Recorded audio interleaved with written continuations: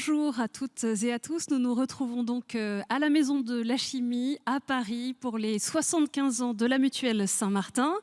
75 ans qui sont donc fêtés cette année en 2025. Et je vous propose de commencer par le mot du président.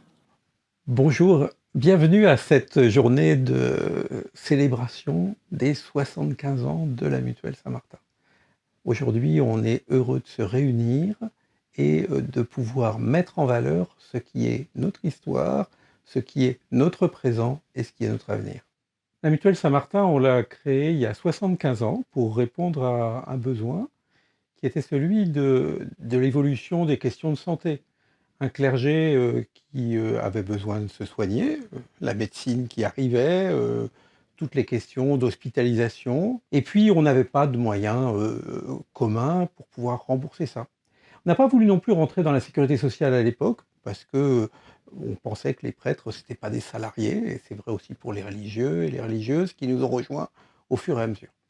75 ans pour être au service de cette population-là au départ. Pour nous, ça c'est la question qui a toujours été centrale, structurelle, hein, de se dire on accompagne les gens au plus près, avec des sections locales, avec des correspondants dans l'ensemble des congrégations. Dans les années 80, 90, il y a eu aussi un certain nombre de gens qui étaient des salariés d'église qui nous ont rejoints et on s'est ouvert à cette population-là. C'était pas uniquement l'idée, on va faire une mutuelle pour nous, mais on va faire une mutuelle où on va essayer de partager aussi nos éléments de solidarité, nos éléments de partage, nos éléments de fraternité, qui n'étaient pas uniquement un truc entre religieux, entre prêtres, mais aussi avec le monde qui nous entourait. Et aujourd'hui encore, c'est une question très importante pour nous de ne pas être dans l'entre-soi, parce que l'entre-soi, c'est jamais très très bon, mais d'être une mutuelle ouverte, mais avec sa spécificité. Sa spécificité aujourd'hui, c'est vraiment une question, là encore, de vouloir faire une mutuelle qui restitue au maximum ce qui a été cotisé à ceux qui cotisent. On ne fait pas de réserve. Quand il y a des excédents, ben, on essaie de les redistribuer. Alors les redistribuer directement, ça nous arrive lorsqu'il y a des très gros excédents sur certains contrats. Et puis de manière indirecte, en essayant de faire en sorte de ne pas augmenter les tarifs. On est une mutuelle qui essaie de ne pas être uniquement vouloir grossir pour grossir, vouloir apporter l'argent, rapporter l'argent pour rapporter l'argent, ce n'est pas le sujet. Le sujet, c'est la solidarité, c'est la fraternité. Et ça, on essaie de le vivre au quotidien aujourd'hui. Alors, cette mutuelle, elle vit aujourd'hui et elle vit bien. Elle a pas, elle a des comptes équilibrés, elle a des comptes importants. Mais on voit bien que le monde religieux et le monde des clercs, ben forcément, en France, il y a moins de gens qu'avant. On ne va pas aller chercher des gens pour chercher des gens parce qu'on n'en a pas besoin pour des équilibres économiques. Mais l'avenir, c'est aussi de se dire que cet entre-soi qu'on n'a pas voulu depuis bien longtemps, eh bien, nous oblige à s'ouvrir et à accepter et à accueillir et à aller chercher des gens qui partagent à la fois les valeurs que l'on porte, la manière de la fraternité dont on veut être témoin et l'attention à chacun dont on veut être acteur dans ce monde. Il y a beaucoup de défis dans l'avenir sur les questions de santé. Il y a beaucoup de débats dans la société. Évidemment, le grand âge, évidemment, ce que certains appellent par un euphémisme étonnant l'aide à mourir, comme si on avait besoin de nous aider à mourir, on sait qu'on doit mourir depuis l'origine. Mais ces euphémismes ne nous plaisent pas. Et aujourd'hui, on veut continuer à accueillir, à accompagner le plus longtemps possible et jusqu'au bout, chacun dans ce qu'il a à vivre. Et puis de l'autre côté, pouvoir porter aussi un certain nombre d'éléments évangéliques dans notre manière de vivre le rapport à la santé. On vit depuis 75 ans avec ces critères, on vit depuis 75 ans avec l'ensemble de ces éléments-là, mais évidemment, on se projette dans un avenir qui est sans difficulté économique, pour nous, des difficultés économiques dans le pays dans lequel nous sommes, évidemment, et donc une dimension de fraternité qu'il nous faut encore porter de manière forte, résolue, avec une solidarité que l'on construit au quotidien. C'était donc le mot du président. Il ne vous a pas échappé que le président est là, à mes côtés, donc, pour cette première table ronde pour les 75 ans de la Mutuelle Saint-Martin, depuis la Maison de la Chimie à Paris. J'ai donc Monseigneur Stanislas Lalanne, évêque accompagnateur de la Mutuelle Saint-Martin, évêque émérite de Pontoise, le Père Jean-Christophe Meyer, secrétaire général adjoint de la Conférence des évêques de France, et le président actuel de la Mutuelle Saint-Martin, le Père Emmanuel Boudet, prêtre du diocèse de Paris, canoniste et notamment official, président du tribunal canonique pour la province ecclésiastique de Paris. Entraide et solidarité, ce sont deux notions au cœur de la Mutuelle Saint-Martin, hier comme aujourd'hui, comme l'a expliqué le Père Emmanuel Boudet lors de son mot d'introduction. Je voudrais vous demander pour commencer, Père Jean-Christophe Meyer, Monseigneur Stanislas Lalanne, comment est-ce que ces deux valeurs vous semblent définir la Mutuelle Saint-Martin? Peut-être Père Jean-Christophe Meyer, entraide et solidarité. Le principe de solidarité, c'est ce principe large de soutien désintéressé de tous, et l'on sait combien à la Mutuelle Saint-Martin il y a ce souci que tous soient pris en compte, que toutes les situations puissent être prises en compte pour elles-mêmes. Et le principe d'entraide, là on est plus dans l'action réciproque, puisqu'on est dans le soutien les uns des autres. Et là aussi, le choix d'avoir créé une mutuelle pour toute la France, pour tout le clergé, et puis progressivement intégrant aussi le monde religieux, c'est le signe d'une volonté des diocèses de travailler ensemble et de penser plus large, de ne pas être vraiment de penser à ces liens, à ces actions mutuelles qui vont permettre de se soucier les uns des autres de manière très concrète. Monseigneur Stanislas Lalanne. Bien sûr, je rejoins ce que vient d'être dit, aussi bien par le président que par le Père Meyer. Je reviens un petit peu en amont, quand vous parlez de solidarité, de fraternité.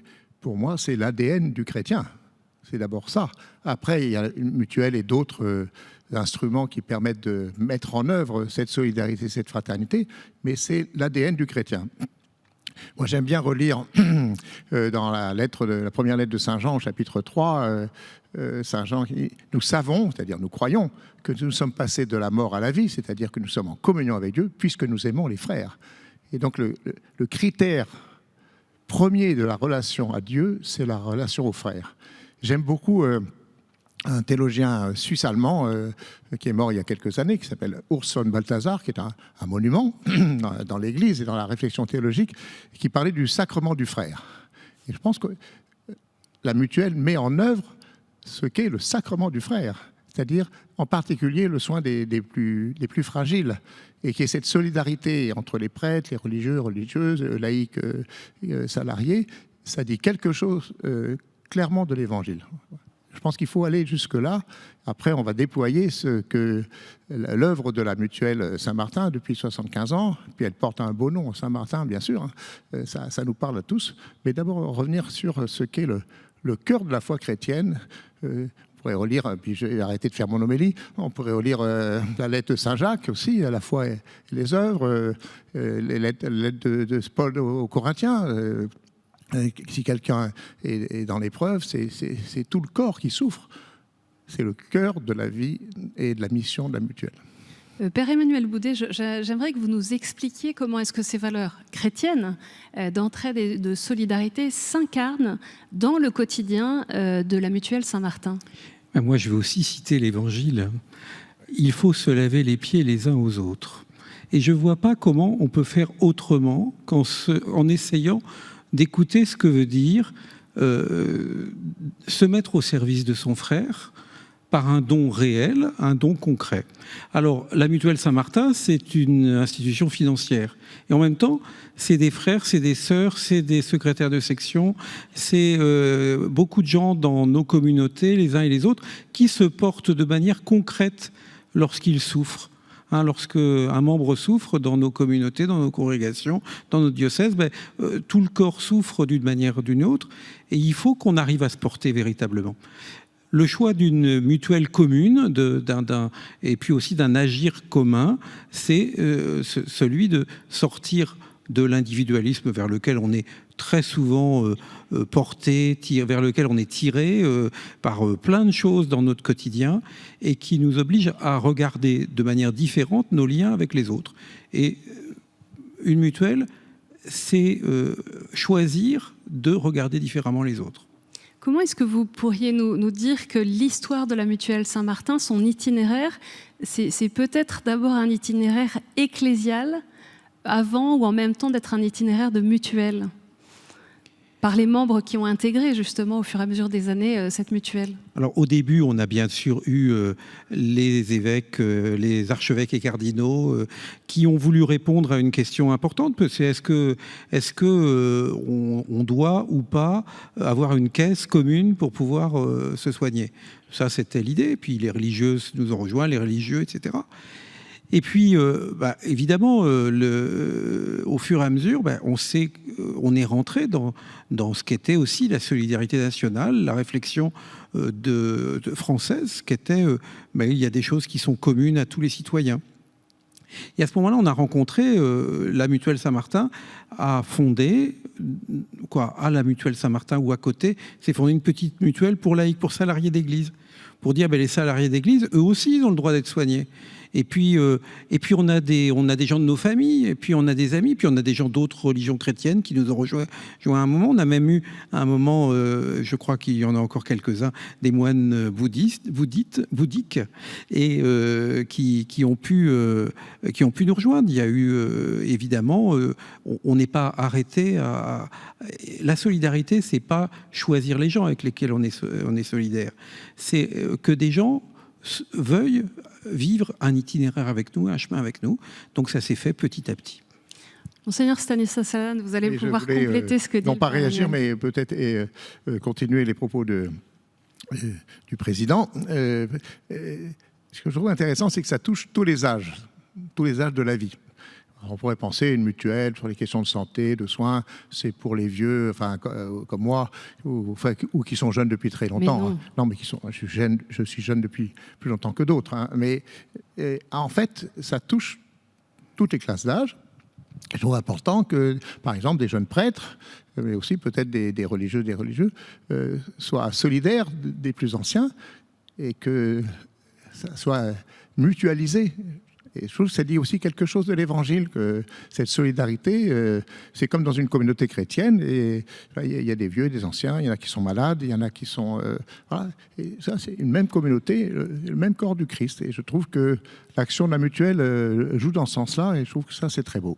Pourquoi est-ce que c'est important pour l'évêque que vous avez été dans différents diocèses de pouvoir s'appuyer sur une mutuelle comme la Mutuelle Saint-Martin? Je crois que une mission importante d'un évêque, c'est de prendre soin de ceux et celles qui lui sont confiés. Alors, le statut de chacun n'est pas le même, n'empêche que, comme évêque, j'étais évêque de Coutances et Avranches, et évêque de Pontoise jusqu'à il y a quelques mois, je trouve que le soin des prêtres est quelque chose de très très important. Alors, il y a dans la plupart des diocèses maintenant une assistante sociale, il y a des instances qui se sont mises en place au fur et à mesure. Il faut aussi répondre à des besoins nouveaux. Mais le soin, en tout cas pour moi, le soin des prêtres était quelque chose de très très important. Et je pense que là, la mutuelle joue sa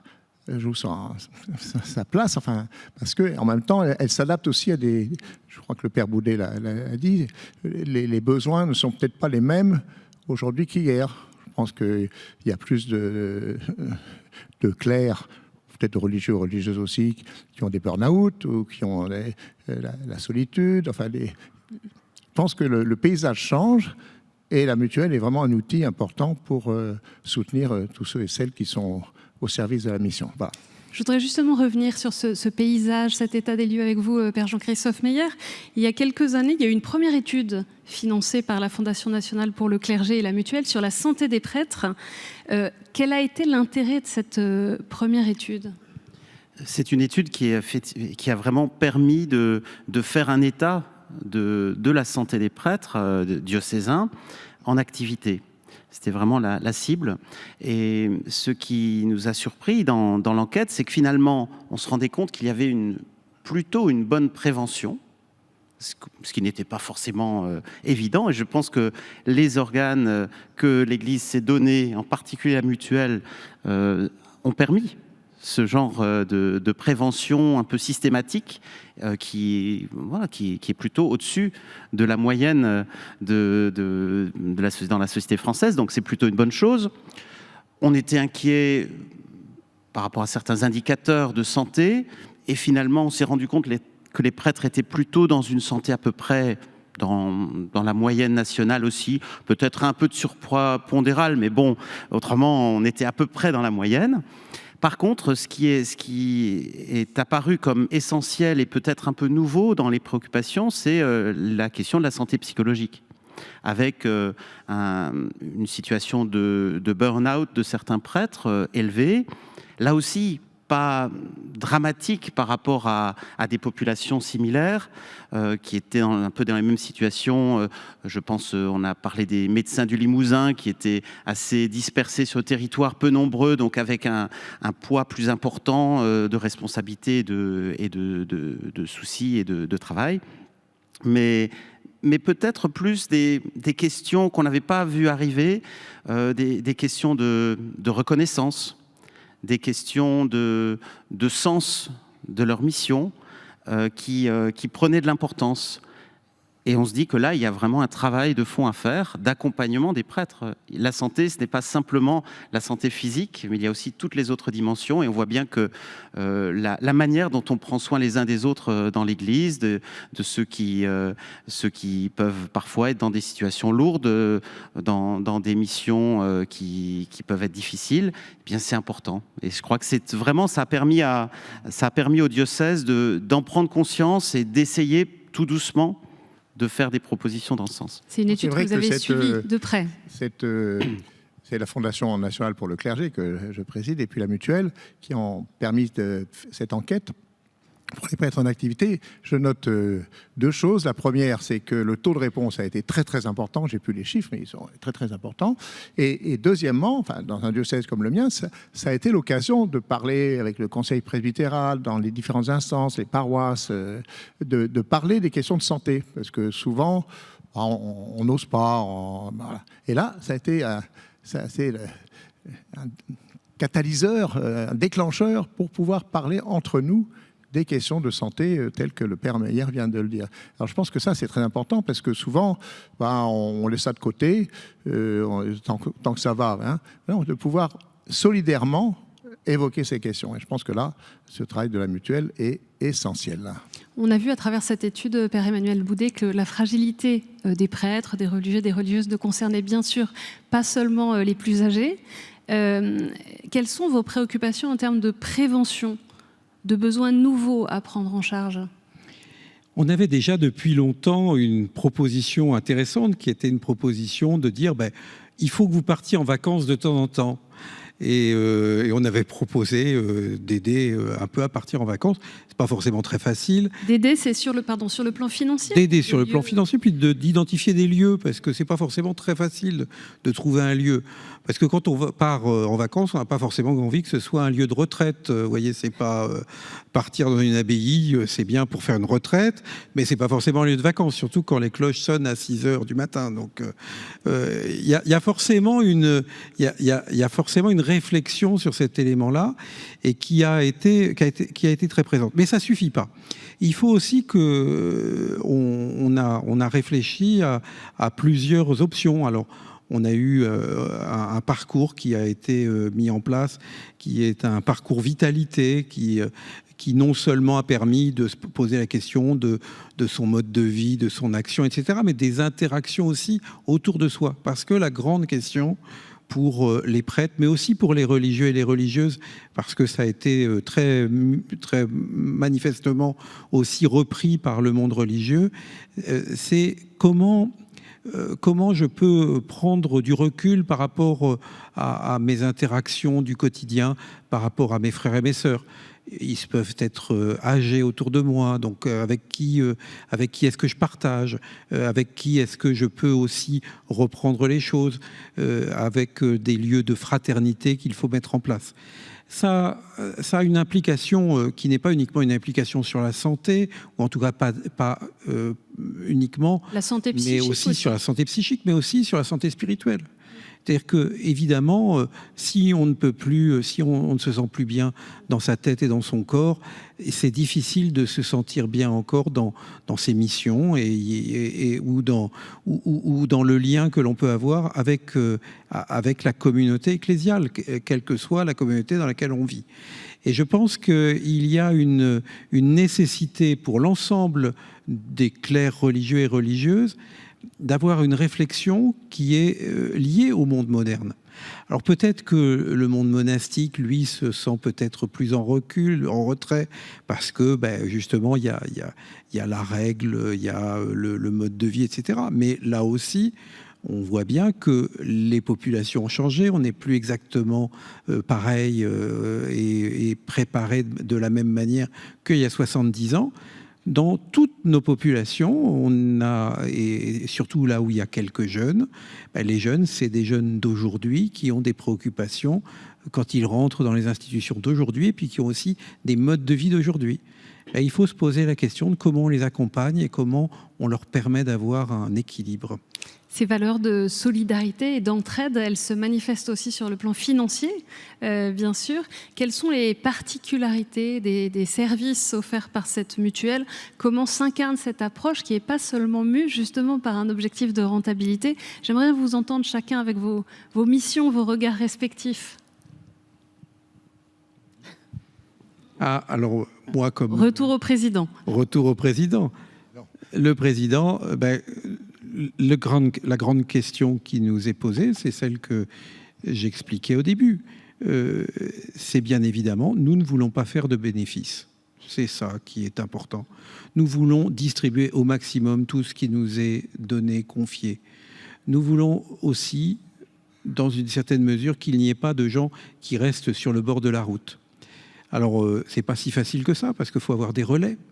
Et parfois, les relais ne fonctionnent pas bien. Mais bon, on y travaille pour pouvoir sans cesse mobiliser des gens pour nous accompagner.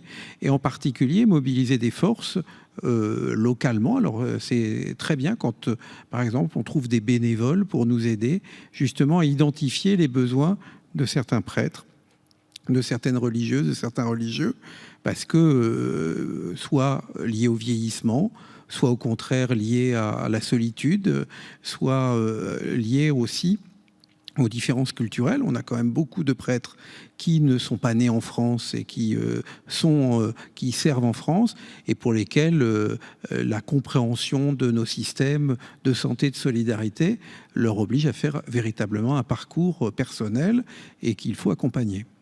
Alors c'est vrai que ce qui a été dit à l'instant nous oblige, je pense, à avoir un maillage de proximité pour entendre les besoins des uns et des autres. Ces besoins peuvent être différents.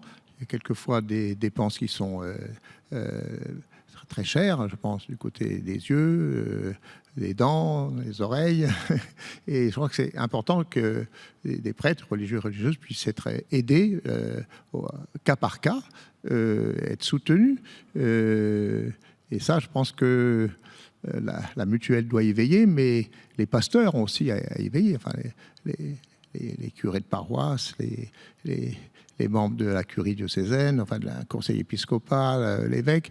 C'est très important d'être attentif. C'est pour ça qu'il y ait des comités de gestion qui soient proches des uns et des autres. C'est très important pour répondre aux besoins. Et donc ça, dans la tâche d'un pasteur, d'un évêque, bien sûr, c'est essentiel. Je me rends compte aussi que depuis cette enquête santé prêtre, les groupes qui étaient jusque-là constitués dans les diocèses pour s'occuper plutôt des prêtres aînés, parce que on se disait que les sujets de santé concernaient d'abord les aînés, s'élargissent et ont eu un regard plus large aussi sur des prêtres plus jeunes qui ont aussi leurs soucis de santé, qui ont besoin d'être accompagnés de manière particulière.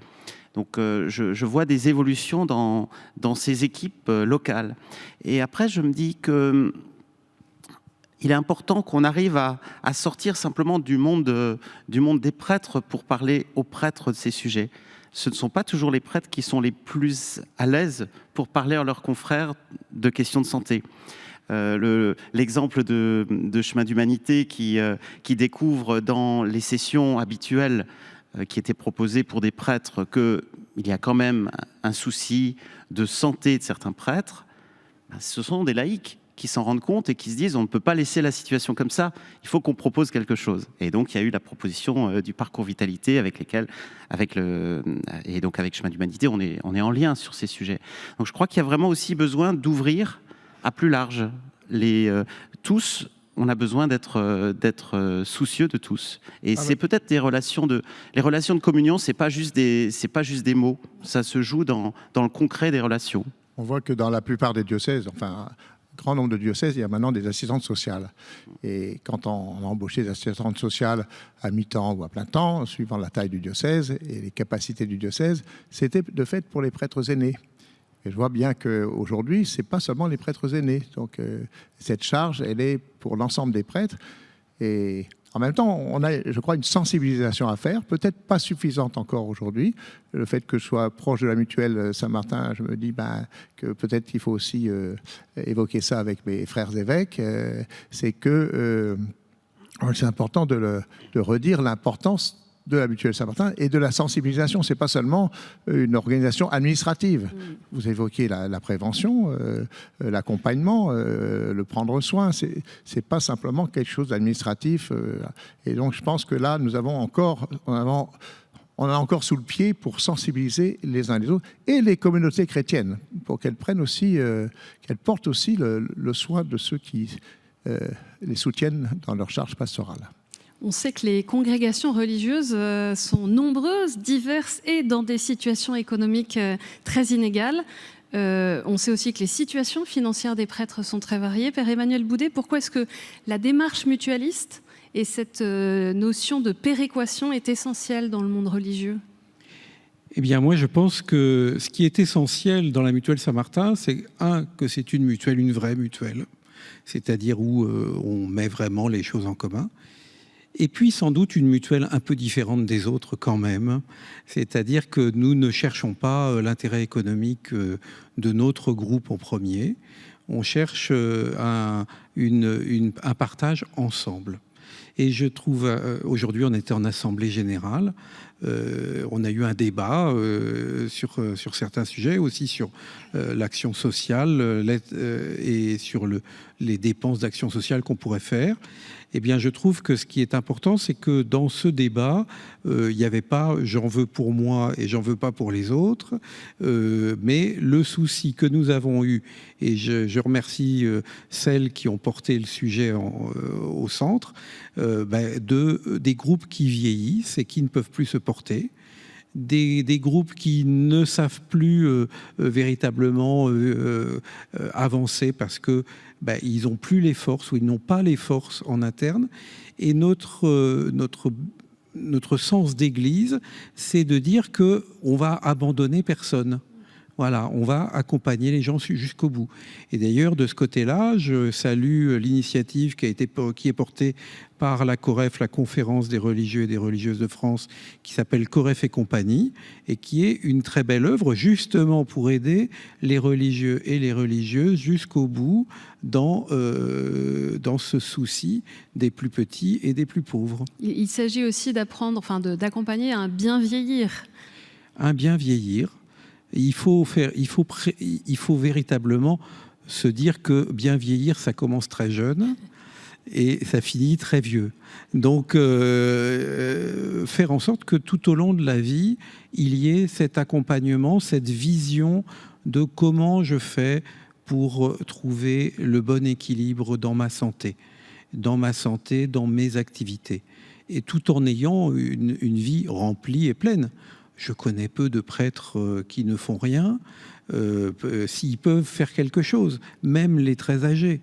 Et donc je trouve que chacun d'entre nous, au moment où on en est, comme on peut le faire, il faut qu'on se donne les moyens de santé, d'accompagnement pour pouvoir jusqu'au bout vivre notre mission et notre vocation. Il y a aussi, on l'entend, une dimension relationnelle, vous l'avez évoqué, les uns les autres, qui est essentielle, avec non seulement le lien des religieux qui sont chargés du contrat de la mutuelle pour leur communauté, aussi dans les diocèses. Chaque situation de santé, chaque statut est quand même unique. Comment permettre cet accompagnement proche, fraternel, adapté à chacun ? C'est-à-dire que, je l'évoquais tout à l'heure, souvent ces questions de santé, on n'ose pas trop en parler. Et quand on est plus jeune, sans doute encore moins. Et donc, pourquoi ? Parce qu'on se dit qu'on n'est pas concerné ? Parce qu'on se dit tout va bien, et donc voilà. C'est pas vrai pour chacun, mais et puis il y a aussi, je pense qu'il y a peut-être plus chez les hommes que chez les femmes, une pudeur pour parler personnellement, pour parler de ces questions-là, pour parler de santé, évoquer aussi des fragilités qu'on a.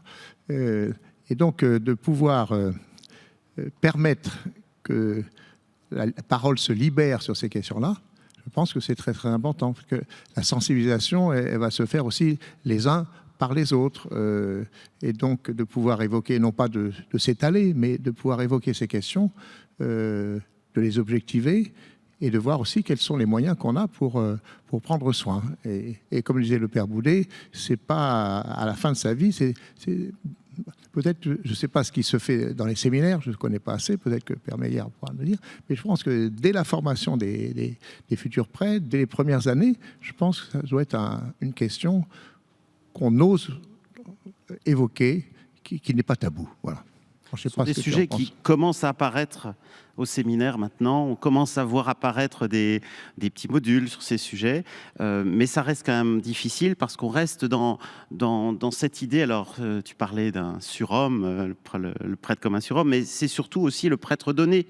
On peut très vite spiritualiser en disant on est donné, ça n'empêche pas qu'on prenne soin de soi.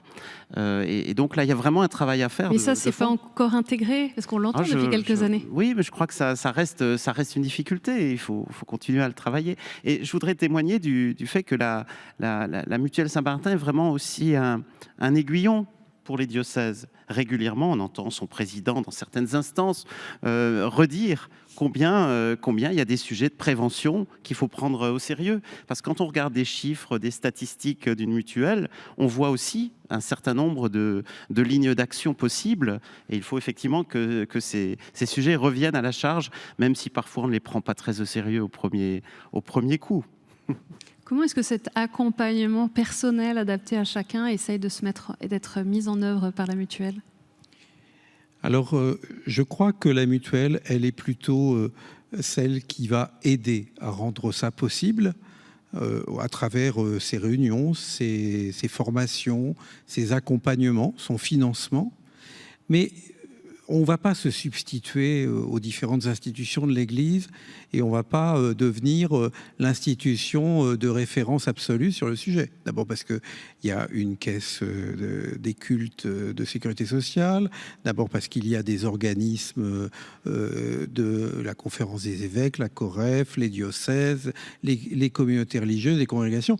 On n'est pas tout seul, mais rendre possible l'accompagnement, rendre possible le financement, être aussi, j'aime bien cette idée d'être un peu un aiguillon, mais voilà, peut-être parfois un peu le caillou dans la chaussure aussi, mais en tout cas, venir dire, ces sujets-là, vous ne pouvez pas les abandonner, vous ne pouvez pas dire, c'est un non-sujet.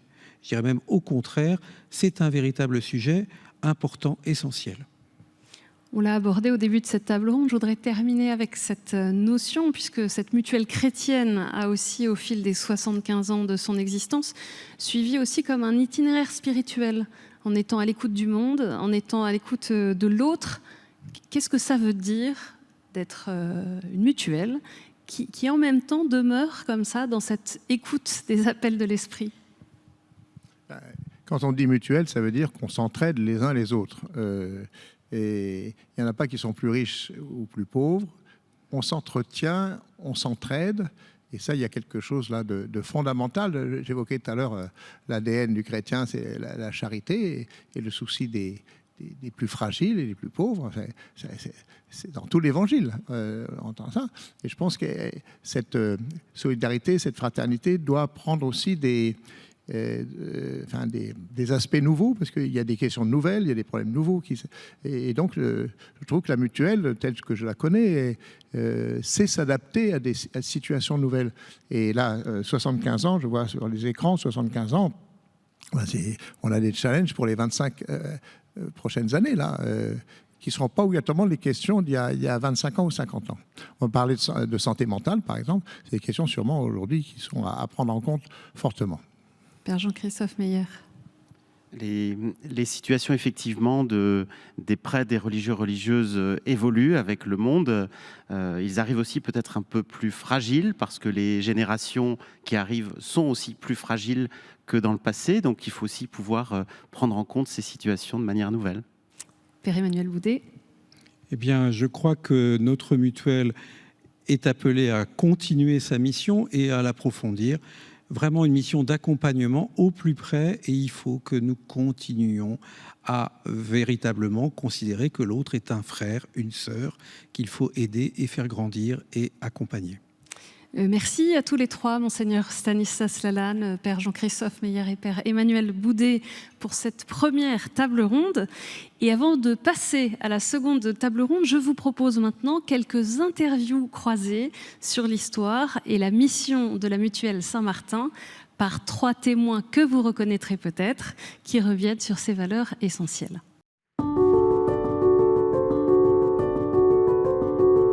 Dès la fondation de la Mutuelle Saint-Martin, c'était pour entraider les personnes surtout les religieux, les prêtres et les religieuses, qui avaient des ennuis de santé, qui quelquefois ne pouvaient pas se soigner parce que ça coûtait trop cher. Et donc on a mis les ressources des uns et des unes à la disposition de la santé des plus faibles. Donc ça a toujours été une question d'entraide. Pour nous, la fraternité, l'entraide entre nous, c'était dès l'origine. Cet engagement a été pour moi l'occasion de découvrir ce monde mutualiste que je ne connaissais pas particulièrement, sauf en étant un assuré lambda. Et ça m'a permis bien sûr de répercuter cette expérience et ces informations au niveau de ma communauté et de la section de la province de France des Dominicains. C'est vrai qu'au sein de ma communauté, j'ai été la référence pour tout ce qui concernait la santé de mes sœurs. Mais j'ai eu, et j'ai toujours beaucoup aimé, avoir avec moi d'autres communautés, des communautés de Clarisses, des communautés de Carmélites, des communautés de Bénédictines, qui avaient plus besoin encore que nous, les filles de la charité. Et j'ai essayé d'être leur relais, de voir leurs problèmes à chacune, et pour pouvoir remonter toutes ces questions en haut lieu et trouver des solutions. Donc j'ai essayé de faire des liens entre toutes les religieuses, tous les prêtres. J'étais un peu la sœur de la mutuelle. Le paysage religieux, catholique en particulier, a beaucoup changé pendant ces 75 ans. En même temps, la mutuelle, me semble-t-il, a su relever un certain nombre de questions. Cette population a changé, mais aussi la population des assurés a évolué avec prudence, avec sagesse, mais en même temps, elle a effectivement évolué. La mutuelle s'est ouverte à d'autres publics, à d'autres types d'assurés. Comme cadre, moi j'avais l'idée d'intégrer à fond ce milieu d'église, donc j'ai adhéré personnellement à la Mutuelle Saint-Martin en tant que laïc. À l'époque, c'était assez rare. Et ensuite, j'avais sollicité, j'avais envoyé à l'époque une discussion avec Michel Bonnet, qui était le président à l'époque de la Mutuelle Saint-Martin, en disant est-ce qu'on pourrait travailler sur des contrats plus de communauté, des contrats groupes, surtout nous, moi je pensais aussi aux laïcs qui étaient au service des diocèses. Et on a travaillé sur les contrats groupes, et qui aujourd'hui sont toujours actifs. Voilà, un souvenir pour lequel je pense on a apporté une petite pierre à l'édifice de la Mutuelle Saint-Martin. Un souvenir qui me marque est le jour où nous avons pris officiellement la décision de l'acquisition de la forêt de l'Éventard en Indre-et-Loire. Je trouvais que c'était à la fois audacieux du point de vue du placement financier qui était fait, et en même temps assez cohérent avec les attentes de nos adhérents et de notre société en matière d'écologie, en matière d'un investissement durable. Il y a beaucoup de souvenirs marquants à la mutuelle. Il y a des événements plus pénibles auxquels on a dû faire face, on s'est tenu les coudes, mais il y a aussi de très bons moments, et j'ai pensé surtout à nos assemblées générales, parce que chaque année, voir la cordialité, la gentillesse qui existe entre nous, je ne sais pas si ça existe ailleurs dans les assemblées générales, parce que là, on est heureux de se retrouver, on prend la parole si on a quelque chose à dire, on est vraiment ensemble pour faire avancer la mutuelle. Il me semble très important qu'il y ait un lieu où nous soyons acteurs de l'assurance santé, comme catholiques et comme chrétiens. Aujourd'hui, la société évolue tellement qu'on a besoin de garder notre orientation éthique, notre orientation spirituelle et de penser aux gens. Et c'est ça l'utilité de la mutuelle Saint-Martin. Et c'est de penser aux extrêmes, c'est-à-dire de penser aux personnes les plus âgées, penser aux personnes qui sont les blessés de la vie, et penser aussi aux familles, mais aux jeunes, voilà, aux jeunes qui arrivent, à ceux qui ont besoin de leur fragilité. Voilà. C'est ça qu'il faut garder la spécificité de la mutuelle Saint-Martin. Cette orientation, garder son indépendance et garder cette orientation et sa raison d'être. C'est une mutuelle d'église qui doit rester au service de l'Église. Je pense qu'elle a une très grande utilité et qu'il ne faut pas la supprimer, justement à cause de cette image de l'Église qu'elle donne et de l'entente et de la fraternité qui existe entre nous et entre tous les membres. Les plus petits sont comme les plus grands. Et on se retrouve pour cette seconde table ronde à l'occasion des 75 ans de la mutuelle Saint-Martin, l'occasion de parler de perspectives d'avenir, de l'avenir du modèle social français, de la façon dont le domaine de la santé se situe face aux évolutions technologiques ou sociétales, et donc des défis à relever et du rôle que la mutuelle Saint-Martin peut jouer dans ce monde innovant. Nous sommes toujours à la Maison de la Chimie à Paris, et pour traiter de ce sujet passionnant, j'ai à mes côtés le père Sébastien Thomas, bibliste, curé de paroisse dans le diocèse de Pontoise et vice-président du conseil d'administration de la mutuelle Saint-Martin depuis 2 ans. À côté de moi, le professeur Louis Géel, professeur de psychiatrie à l'université Picardie-Jules Verne, spécialisé dans l'utilisation de l'IA, de l'intelligence artificielle, au service de la psychiatrie. Et sœur Véronique Margron, religieuse dominicaine, présidente de la COREF, la Conférence des religieux et religieuses de France. Alors j'aurais une petite question, pas si simple à vous poser pour commencer cette table ronde. Quel regard général est-ce que vous portez chacun sur les évolutions de la société actuelle et leurs conséquences dans le domaine de la santé? Petite réaction comme ça sur cette grande question. Je vais commencer. Père Sébastien Thomas. Il me semble qu'il y a quelques éléments qui peuvent nous inquiéter dans les perspectives d'avenir et pour lesquels il est important, comme chrétien, de réagir, peut-être de résister parfois. J'en retenais 3. Le premier serait l'individualisation. On sent bien l'individualisation de nos contemporains, et avec une grosse difficulté dans la vie de l'Église qui est d'arriver à respecter la vie de communauté. Alors, la sœur Margron en parlera certainement beaucoup mieux que moi, mais la vie de communauté, la vie monastique, la vie religieuse en communauté, et parfois aussi pour les prêtres diocésains, la vie de communauté est importante. Et la tendance à l'individualisation, en particulier dans le soin, dans l'accompagnement de l'avancée en âge, de la maladie, est quelque chose qui est difficile et sur lequel il nous faut être attentif. La deuxième chose, je dirais que c'est une sorte de normalisation des soins. On voudrait que tout le monde entre dans les mêmes cases. Et là aussi, il y a un soin à apporter. C'est assez contradictoire avec l'individualisation, mais il y a quelque chose, il y a vraiment un soin à apporter à chacun en fonction de ce qu'il est en train de vivre. Et puis, il y a, je crois, un peu dans la suite de ce mouvement-là, un principe qui est très important dans la vie de l'Église, qui est la subsidiarité, le fait d'aller au plus proche du terrain. Tout à l'heure, on a parlé des comités de gestion, de l'aide au plus proche des personnes. Bien, en effet, là, on doit être attentif à cela. Et puis le troisième point, la troisième tendance qui me semble un peu inquiétante, c'est le relativisme Et le fait que on parle par exemple d'aide à mourir, le président Boudet en parlait tout à l'heure de l'aide à mourir en disant mais qu'est-ce que c'est que ce concept d'aide à mourir dans la dignité ou d'aide à mourir tout court. Et là-dessus, par exemple, la Bible nous dit quelque chose de très important. Il y a un concept central qui est l'alliance, la fidélité de Dieu à son alliance, et qui passe notamment par la réponse de l'homme, qui est la fidélité à la loi de Dieu.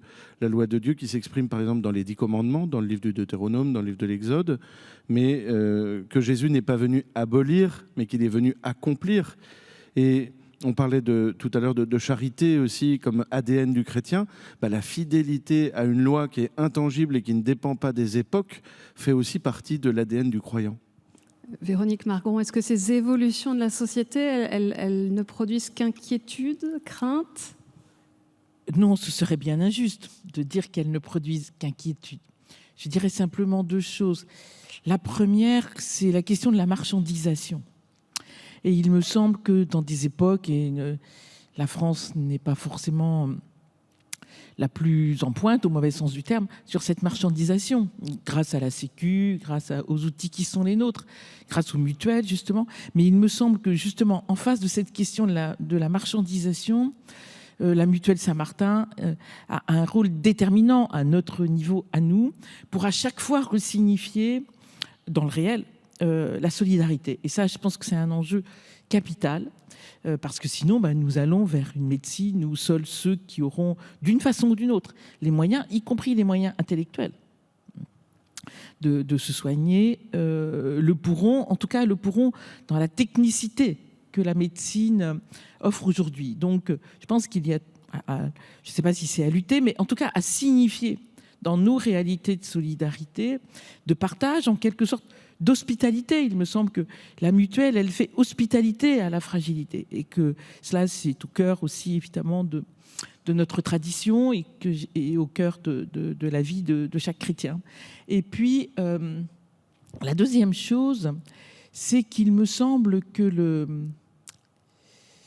la difficulté qui est peut-être aussi parfois celle, alors des prêtres diocésains, je ne sais pas, mais de la vie religieuse, et ça va un peu dans votre sens, c'est de penser que, par exemple, parce qu'on est vieux, on doit tous être traités pareil. Par exemple, dans des EHPAD. Voilà. Bon.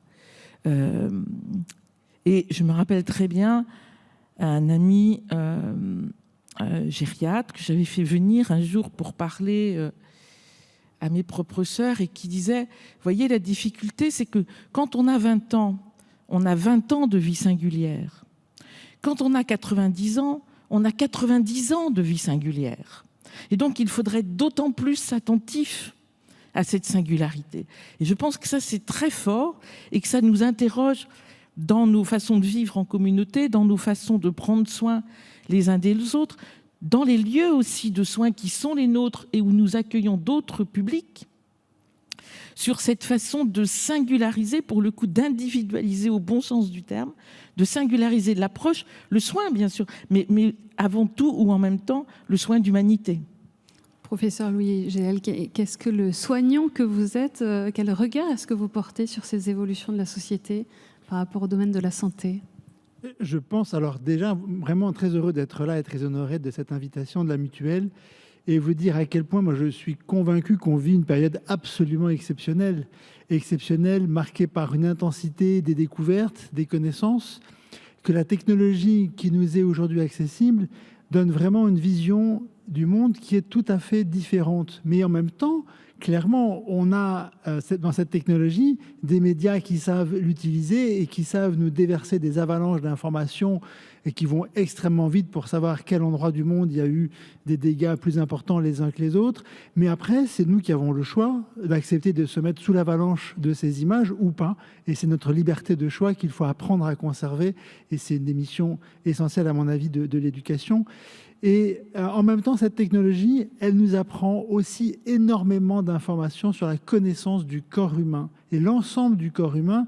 Et je prends toujours le plaisir de dire que la partie la plus complexe et j'ose dire la plus belle du corps humain, même si chaque partie de notre corps est magnifique, le cerveau est quand même la partie la plus subtile. Ne le dites pas trop aux cardiologues, mais c'est quand même assez assez fortement vrai. Et l'imagerie aujourd'hui, les connaissances que l'on a aujourd'hui permettent d'avoir beaucoup plus de finesse pour mieux prendre soin de nous, mieux apprendre à nous connaître, mieux savoir comment on pose nos émotions, qui sont particulièrement aujourd'hui identifiées comme liées aussi à notre état de santé, qu'il soit physique ou psychique. Et je pense que c'était vraiment intéressant ce qui a été dit tout à l'heure sur le lien entre le corps et la pensée. Et pour pouvoir avoir une pensée libre et qu'elle soit scientifique et ou spirituelle, il faut aussi que le corps soit suffisamment apaisé pour pouvoir avoir ce degré de liberté. Donc je pense qu'on a beaucoup de chance de pouvoir vivre tout cela aujourd'hui.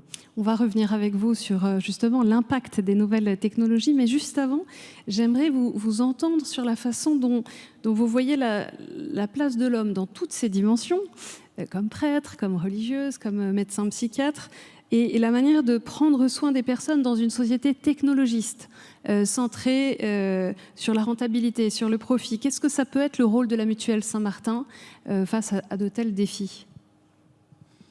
Bien, il me semble que le rôle de la Mutuelle Saint-Martin dans un tel contexte que vous décrivez, qui est peut-être un peu radical, mais quand même qui est assez vrai, c'est... Vous pouvez le nuancer, n'hésitez pas. Mais c'est peut-être justement d'aller découvrir ce qu'il y a de beau dans la rencontre personnelle, dans l'écoute, dans le soin apporté à chaque personne. Et c'est pour cela que je parlais de subsidiarité tout à l'heure, mais le rôle de l'Église en général, et de la Mutuelle Saint-Martin en particulier, je crois, c'est dans ce monde-là d'arriver à perdre du temps, comme on pourrait dire aujourd'hui, mais à perdre du temps pour bien faire. En étant patient, en se disant que c'est en allant rencontrer une vieille religieuse dans sa communauté. Sœur Martine est là, elle passe son temps, beaucoup de temps à aller rencontrer des communautés pour essayer de savoir comment on va bien les aider avec la Mutuelle Saint-Martin d'Action Sociale, comment on va financer des projets, mais qui seront adaptés aux personnes au service desquelles nous nous trouvons. Dans le diocèse de Pontoise, dont je suis président du comité de gestion, c'est la même chose. On a une certaine somme à allouer à des prêtres, à des religieux, à des religieuses qui sont en mission dans notre diocèse. On est les mieux placés pour les connaître, pour aller les rencontrer, pour les écouter. Et je pense que c'est vraiment prendre ce temps-là qui est très utile. Véronique ? Moi, je dirais que c'est la question du lien entre le soin le plus personnalisé, et on voit bien, pour ce que j'en ai compris, que dans les évolutions, par exemple, des soins contre le cancer, on va savoir bientôt, ou on sait déjà commencer à faire vraiment des chimios qui soient vraiment totalement personnalisés à la situation médicale et donc au type de cancer de chacun. Et ça, je trouve que c'est bouleversant. Enfin, ça, c'est extraordinaire. Quand même, c'est extraordinaire. Et il me semble que c'est le rôle de la mutuelle, c'est comment à la fois on accompagne cela, tout en accompagnant du lien. C'est-à-dire, il ne s'agit pas de faire du patient, en l'occurrence, une sorte de modèle ou d'individualité qui serait tellement autonome qu'elle en devient déliée. Mais donc, c'est comment à chaque fois on tient ces deux dimensions, c'est-à-dire être au service du plus singulier, parce que le corps humain nous est singulier à chacun, il n'y a rien à faire, on ne peut pas le partager. Et en même temps, nous sommes faits, a fortiori dans notre Église, mais dans la société bien plus largement, pour vivre les uns en faveur des autres et les uns avec les autres. Donc pour moi, c'est ça l'enjeu. Professeur Louis Géhel, on va parler dans un instant de ce que vous avez mis en place avec l'intelligence artificielle. Mais juste avant, dans l'hôpital, dans le monde des soignants, comment est-ce que les nouvelles technologies permettent d'améliorer les soins ? Véronique Margron donnait l'exemple d'oncologie, du traitement préventif et curatif des cancers. Qu'est-ce que l'IA, qu'est-ce que les nouvelles technologies changent dans le domaine de la santé aujourd'hui ? Alors, elles changent énormément. Les métiers de la santé vont être transformés par cette nouvelle technologie et vont permettre aussi d'acquérir de la finesse. Madame, ma sœur, vous parliez de la question de la prévention. Je pense que les hôpitaux sont concentrés et sont sur les problèmes les plus graves, mais les problèmes les plus graves ont toujours eu un début.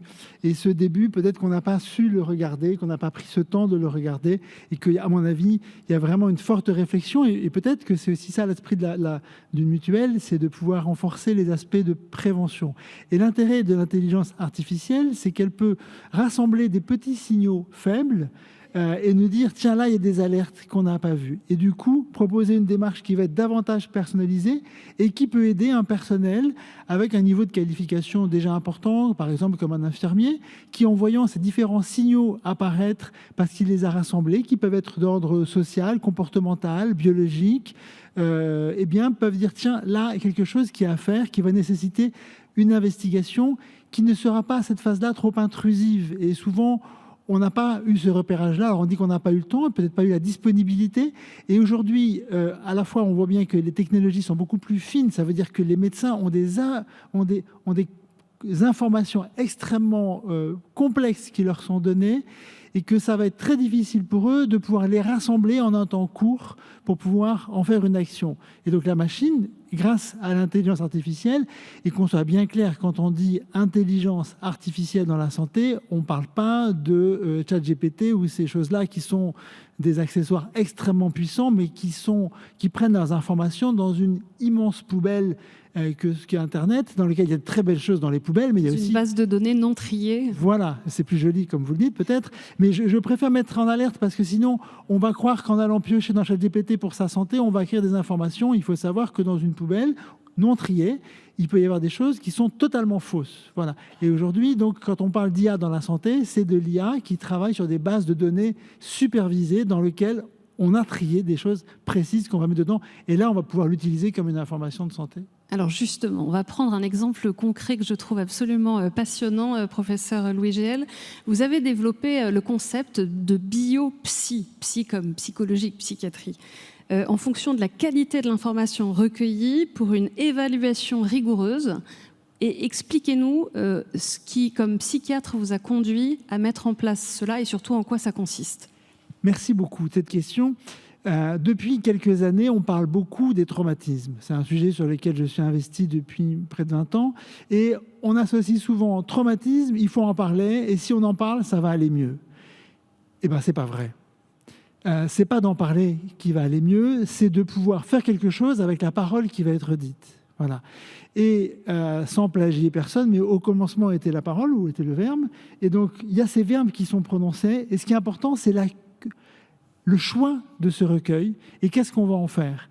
Et parfois, quand on n'est pas à l'aise, on pense que si on prend beaucoup d'informations, et parfois l'entretien peut être long, eh bien, au bout d'une heure d'avoir entendu quelqu'un qui vous raconte des désordres, voire les détresses de sa vie, tout le monde va être mal. La personne qui a parlé et celui qui l'a reçu, qui est inondé par cette douleur, et qui en plus, celui qui la reçoit peut être pris dans un sentiment de culpabilité, mais qu'est-ce que je fais avec tout ça? Et la personne dit, ah mais je suis heureux, vous êtes la première personne qui m'écoutez. Donc je sens que j'ai une charge, j'ai une responsabilité, mais je fais quoi de tout ça? D'autant plus que je suis potentiellement troublé par ce que j'ai entendu et que ma capacité de le décider est perturbée.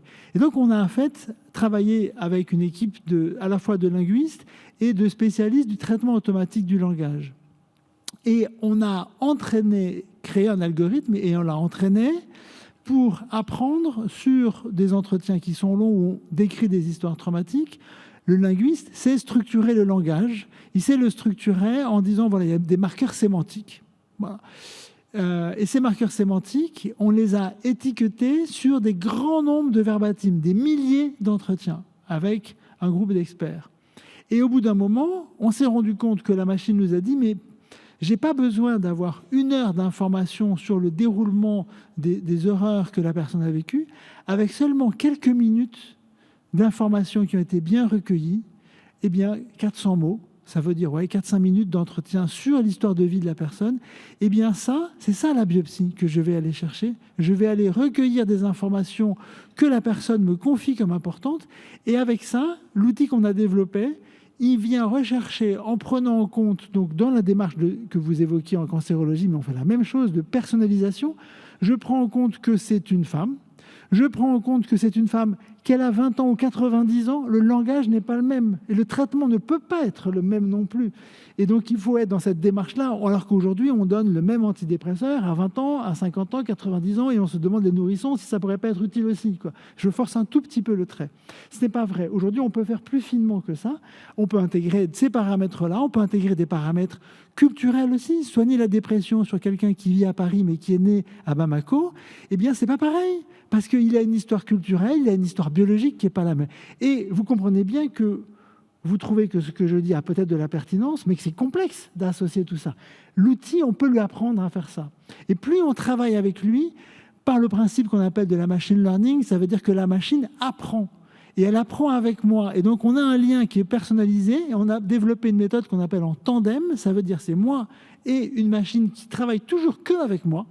Et elle apprend de moi, de ce que je fais. Et elle me propose, tiens, voilà, j'ai ces 400 mots, ce recueil, donc cette biopsie. Et elle me dit, eh bien, ce qui apparaît comme dominant, comme trait psychologique de cette personne, prenons un exemple, c'est le trait obsessionnel. Très obsessionnel, ça veut dire quelqu'un qui a une certaine forme de rigidité, qui a besoin de s'organiser et qui, en fait, quand il ne l'a pas identifié, croit que c'est bien de toujours bien ranger, sauf que ça crée des conflits avec les autres parce que dès que quelqu'un vient dans son espace et modifie, il va se mettre en colère parce qu'il ne voit pas qu'il a une dimension excessive dans cette façon qu'il a, qui est trop ritualisée. Et donc, moi, j'ai vu beaucoup de situations, notamment de conflits conjugaux, qui peuvent amener les gens à venir aux urgences et aux urgences psychiatriques parce qu'ils n'ont pas pris en compte cette dimension-là. Et avec un entretien où on peut repérer ça, ils se rendent compte qu'effectivement, c'est cet excès que j'ai perçu dans son langage. Et il me dit, pourtant, je ne vous ai pas raconté comment je vivais. Et en fait, je l'interroge moi sur un autre domaine important, sur qu'est-ce qu'il se dit à lui de son problème. Et donc là, on est sur un degré d'intimité importante qui est le degré de langage intérieur. Et quand il me dit ce qui se dit à lui de son problème, il ne me parle pas de l'autre qui lui a fait du mal, il me dit lui qu'est-ce qui se dit. Et là, je peux avoir cette analyse et on a cette aide. Et alors, ce qui est intéressant, c'est que ça m'aide moi. Et donc, moi, c'est moins fatigant pour moi comme entretien. Je n'ai pas autant d'informations négatives. J'ai des informations des éléments de la vie que la personne m'a partagé. Et j'ai cette aide technique qui vient me donner une certaine facilité à pouvoir donner cet éclairage à la personne. Merci de nous présenter en quelques minutes cet usage de nouvelles technologies. Je voudrais vous entendre réagir à ça sur la question éthique que ça peut poser, cette utilisation-là. Et puis peut-être aussi, Véronique Margron, Père Sébastien Thomas, comment est-ce que vous accueillez ce type de nouveautés ? Non, moi je trouve ça extraordinaire. Merci beaucoup. C'était absolument passionnant et je pense que tous ici, on continuerait à vous écouter bien longuement, sinon peut-être à en bénéficier. Il faut voir. Bon, peut-être pas trop souvent, mais il faut voir. Ah non, vraiment, grand merci. Éthiquement, moi, je pense que ça ne pose pas de difficulté. Au contraire, du moment que comme vous l'évoquiez, enfin, c'est bien le médecin qui est l'acteur du soin. C'est-à-dire que le médecin, il a un auxiliaire, qui est un auxiliaire particulièrement efficient grâce à la machine, et qui, en quelque sorte, apprend avec lui, mais c'est bien lui qui reste le décisionnaire du soin. Donc, à partir du moment où c'est bien clair qu'on est, pour le coup, dans une alliance thérapeutique avec le patient, et que l'alliance thérapeutique, elle est entre le médecin et son patient, et non pas entre le médecin, la machine et le patient, mais entre le médecin et le patient. Voilà, je pense que c'est magnifique et que, d'une certaine façon, analogiquement, ça dit quelque chose de la mutualisation. Parce que ça veut dire que, mine de rien, au fil du temps où la machine apprend, elle apprend de par aussi, si j'ai bien compris, la multiplicité des situations, des patients que vous écoutez, que vous soignez. Donc, en fin de compte, chaque patient soutient les autres, en quelque sorte, hein, sans le savoir, et ça ne le regarde pas. Et ça, je trouve que c'est un joli clin d'œil, et bravo pour ce que vous faites. Voilà, et puis moi, de mon côté, je suis pas moraliste, mais je me souviens que saint Paul dit que le royaume de Dieu est justice, paix et joie dans l'Esprit Saint. Et donc, si ces soins, cet accompagnement est orienté vers la justice, la paix et la joie, il n'y a pas de difficulté. Et de ce que j'ai entendu, évidemment, on peut rendre compatible. Il me semble que c'est pas du tout gênant du point de vue éthique. Au contraire. Les problèmes de santé psychiatrique concernent bien sûr toutes nos périodes de fragilité, et on en traverse tous au long de nos existences.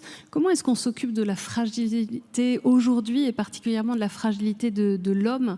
Comment accompagner, comment prendre soin des fragilités de nos vies ? Je parlais tout à l'heure de prendre du temps, de l'écoute. Déjà, je crois que c'est quand même ça, de connaître les personnes. Je ne pense pas qu'on puisse vraiment prendre soin de la fragilité depuis un bureau parisien quand on parle d'une communauté religieuse de l'Aveyron. Par exemple, il faut se déplacer, il faut aller rencontrer. L'autre fois, ça m'a amusé, il y a les rencontres régionales qu'on fait avec la mutuelle. Et j'ai la chance d'aller à la rencontre des comités de gestion, des adhérents qui sont dans différentes régions. Et j'avais une sœur en face de moi à table qui me dit « Non mais vous, à Paris, de toute façon, vous ne pouvez pas comprendre notre terrain. » Mais elle me le disait gentiment. Mais je lui disais « Vous savez, moi aussi, je suis président d'un comité de gestion dans mon diocèse. » Ah bon, alors vous savez ce que c'est que tous les problèmes qu'on a d'accompagnement de prêtres qui viennent de l'étranger, de religieuses qui viennent de l'étranger aussi, qu'il faut arriver à accueillir dans notre pays, etc. Les fragilités sont accentuées aussi quand on vient de loin. Ce que vous disiez, professeur, mais elles sont accentuées aussi administrativement aussi. Tout va mal d'un sens quand on arrive de très loin et si on n'est pas accompagné. Donc c'est vraiment, je pense, une question de présence, de temps, d'écoute et de soins finalement. Moi, il me semble que prendre soin des fragilités, d'abord, c'est les reconnaître. Je pense, et c'est pas je pense que dans la vie de l'Église, que ce soit pour les prêtres ou les religieuses, c'est pas si simple. Parce que ce que disait Jean-Christophe tout à l'heure, on est d'abord dans l'ordre du don, de la générosité, de l'abandon. Et donc, pouvoir nommer ces fragilités, c'est un vrai chemin d'authenticité, de vérité, d'humanité. Et il faut un tiers pour ça, sinon c'est plombant. Il faut un tiers qui non seulement soit bienveillant, qui ne soit pas jugeant. C'est pas étonnant que voilà, donc par pitié, donc qui soit dans cette bienveillance et dans ce non-jugement, et un tiers qui va prendre ça au sérieux, quoi. Ce que vous évoquez, c'est-à-dire que, je sais pas, moi j'ai un certain nombre, comme beaucoup j'imagine parmi nous, de sœurs très aînées. La dépression dans le grand âge, c'est pas de la rigolade. C'est pas parce qu'on est dans le très grand âge que parfois que c'est une sorte de fatalité de supporter, de subir une dépression. Donc c'est aussi là pour le coup des signes d'alerte qui vont faire que on va prendre cela au sérieux. Encore une fois, sans jugement, ce qui serait quand même un comble. Sans peut-être le dramatiser à outrance, mais avec le sérieux qui est aussi, par définition, le sérieux du soin. Je voudrais mentionner aussi le modèle social français et son avenir, puisqu'on parle des perspectives d'avenir dans les dernières minutes qui nous restent. Comment porter ce modèle social français de solidarité publique ou privée, et surtout, comment est-ce que la Mutuelle Saint-Martin peut et doit accompagner la vie jusqu'au bout, et sans faire des économies? On l'entendait tout à l'heure avec le président, le père Emmanuel Boudet. Une des spécificités de cette mutuelle, c'est qu'elle ne cherche pas à faire du profit et à accumuler. Et cette question d'accompagner la vie jusqu'au bout, elle est plus que jamais d'actualité avec les débats politiques que nous connaissons. Pour compléter également ce qui était dit là il y a un instant, je pense que le rôle du médecin, c'est effectivement de repérer les éléments de gravité, mais savoir aussi comment placer un étayage qui va être le plus précoce possible en s'appuyant sur les ressources naturelles que la personne va avoir. Et je pense que dans le domaine de la santé mentale et de la psychiatrie, on peut considérer davantage qu'il y a des ressources sociales du groupe, de la famille. Et moi, je recommande à mes collaborateurs et mes jeunes étudiants de recevoir plus volontiers la famille, le conjoint quand c'est une personne qui est en couple, ou sinon de recevoir quelqu'un en qui elle a confiance, et qu'on va être beaucoup plus efficient de prendre du temps avec quelqu'un d'autre qui va être un relais pour lui. Parce que vous évoquez la dépression amène à avoir un trouble du jugement aussi, dans lequel on a même du mal à comprendre, y compris ce que peut dire le psychiatre. Et si on a quelqu'un d'autre qui est avec lui, parce qu'elle l'a désigné comme une personne proche, eh bien, elle va pouvoir être un relais dans le quotidien, dans les jours suivants. Elle pourra lui rappeler une démarche, et qu'on avance vers un optimisme dans lequel il peut y avoir des moments difficiles dans la vie. On en traverse tous des moments difficiles, et de savoir avec qui on va pouvoir être soutenu, présent. Et je pense que la société peut développer ça. On a beaucoup de ressources communautaires qui existent, et je pense que le médecin, en tous les cas, moi je m'y attache, doit encourager cela et participer à cela dans sa mesure. Et ça peut être après le proche qui peut dire on va ensemble revoir le médecin parce que moi je suis inquiet pour toi, et on peut refaire cette démarche-là ensemble. Il me semble que la Mutuelle Saint-Martin, dans la France d'aujourd'hui, peut aussi être un témoin de ce que le pape Léon XIV a appelé il n'y a pas longtemps la dignité intrinsèque de toute vie humaine, et rappeler justement la non-marchandisation de l'être humain que disait tout à l'heure sœur Véronique. Mais c'est très important d'avoir cette forme de gratuité, et c'est un peu étonnant dans une mutuelle de santé de parler de gratuité. Hélas, ça ne devrait pas être étonnant, parce que comme l'a dit le Père Boudet tout à l'heure, on n'est pas là pour faire du profit, mais on est là pour organiser les choses, pour se soutenir les uns les autres. Et ça, c'est, je crois, très important que la mutuelle continue de le dire à temps et à contre-temps, et peut-être en particulier dans un temps où les mutuelles, en général, on a vu un communiqué des mutuelles françaises qui appelait en effet à plutôt voter la loi sur la fin de vie, parce que quand même, alors en arrière-plan, il y a évidemment la question des coûts des soins, de la durée des coûts des soins, etc. Des économies potentielles réalisées. Exactement, et que donc il y a une mutuelle, au moins dans le paysage français, qui rappelle que non, on n'est pas d'accord, parce que toute vie est sacrée, qu'elle a une dignité intrinsèque. Ça me semble vraiment essentiel. Alors on est en 2025, et c'est donc en 2025 pour le jubilé de l'espérance que la Mutuelle Saint-Martin fête ses 75 ans. J'aurais une dernière question à vous poser, un peu comme un vœu d'anniversaire pour la Mutuelle Saint-Martin. Qu'est-ce que vous attendez, qu'est-ce que vous espérez de cette mutuelle pour les 75 prochaines années, comme motif d'espérance? Facile. Élémentaire. Non, ce que je lui souhaite, c'est de toujours participer à de l'humanisation, quoi. C'est-à-dire que ce que je lui souhaite, c'est qu'à sa place à elle, parmi tous les acteurs que situait tout à l'heure le président, qu'elle soit ce facteur de lien, et du coup qu'elle participe à, jusqu'à la fin, autant qu'il est possible, rendre la vie vivante, parce que la question de la dignité, c'est cela derrière. On signifie la dignité de l'autre parce qu'on essaie que jusqu'à la fin, la vie qui est là soit encore une vie vivante, soit encore une vie humaine, aussi minuscule soit-elle. Et voilà, c'est ça que je lui souhaite.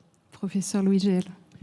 Moi, je pense que la beauté d'une mutuelle, c'est de pouvoir porter l'optimisme, et on en a besoin parce qu'on a beaucoup de messages négatifs qui viennent nous accabler, et l'optimisme est, à mon avis, une valeur que les chrétiens peuvent tellement s'approprier et qui puissent garder de l'espoir, et les jeunes ont besoin qu'on leur donne des messages d'espoir et d'optimisme, et je pense que c'est vraiment une dimension importante à porter. Père Sébastien Thomas. Moi, je souhaite que la mutuelle nous prépare au royaume de Dieu en étant justice, paix et joie dans l'Esprit Saint. Un grand merci à tous les trois, vous pouvez les applaudir. Sœur Véronique Margron, le professeur Louis Geel et Père Sébastien Thomas pour votre participation à cette table ronde à l'occasion du 75e anniversaire de la Mutuelle Saint-Martin. Vous pouvez les applaudir. Merci.